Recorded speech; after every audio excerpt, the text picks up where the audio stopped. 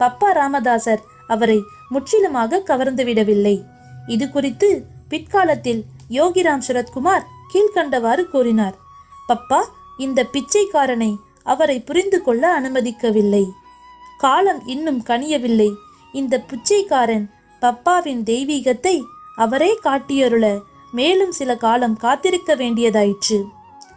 சுமார் 1 மாத காலம் ஆனந்தாசிரமத்தில் ராம் சுரத் குன்வர் தங்கியிருந்து விட்டு பின் ஊர் திரும்பினார். பப்பா ராமதாசரின் நினைவும் ராமநாம உச்சாடனமும் அவரை குருவின் அருள் பெற தகுதிப்படுத்திக் கொண்டிருந்ததை ராம் சுரத் குன்வர் அறியவில்லை.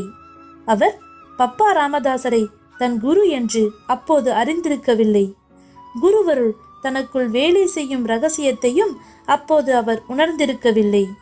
குருவின் காரியங்கள் யாவும் உள்முகமாகவே இருக்கும் என்பதும் அவருக்கு தெரியாது.